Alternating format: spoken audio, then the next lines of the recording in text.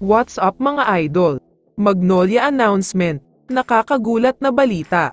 Pero bago mo sana ipagpatuloy ang panonood mo, ay huwag mong kalimutan na mag-subscribe bilang suporta sa aking YouTube channel. Maraming salamat idol. Winakasan na ng San Miguel Beermen ang mainit na final series nila kontra sa Magnolia, kaya naman sila na ang bagong hari sa Commissioner's Cup. Tinalo lang naman nila sa semis ang defending champion na Ginebra at Magnolia naman sa finals. Pero karamihan sa mga Magnolia fans ay hindi pa rin maka-move on dahil halos lahat ay nanghihinayang sa laban na ito, sa kanila na dapat ang Game 6 pero hinayaan nilang maubos ang kalamangan nila. Kaya naman nag-take advantage na ang SMB sa pressure na nararamdaman ng Magnolia.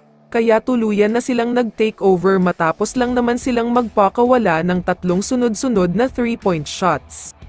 Si CJ Perez ang itinanghal na Finals MVP, mukhang swerte ang conference na ito para sa kanya dahil maliban sa nakakuha siya ng Finals MVP, isama mo na rin dyan ang BPC Award at syempre ang PBA Championship.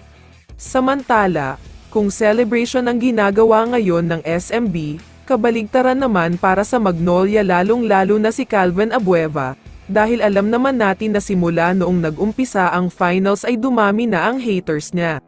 Mas dumami pa lalo ang haters niya ngayong natapos na ang finals, at pati nga ang ilan sa mga Magnolia fans ay ayaw na rin sa kanya, dahil masyado daw siyang pabaya sa bola, maraming errors tapos hindi pa maganda ang attitude.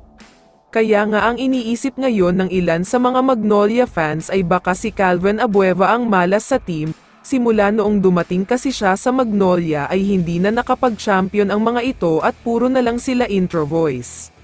Kaya naman ayon sa iba't ibang mga source ay papakawalan na daw ng Magnolia ang kanilang energetic player na si Calvin Abueva, at papakinggan daw nila kung anong offer ang ibibigay ng ibang mga teams.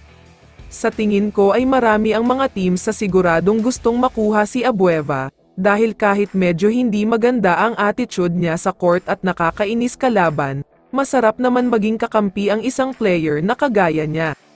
Asahan nating lahat ang kaliwat kanan na trade offer na matatanggap ng Magnolia para makuha siya, dahil ibang klase pa rin talaga ang playing style ni Abueva, malaking tulong ang energy niya para sa isang team.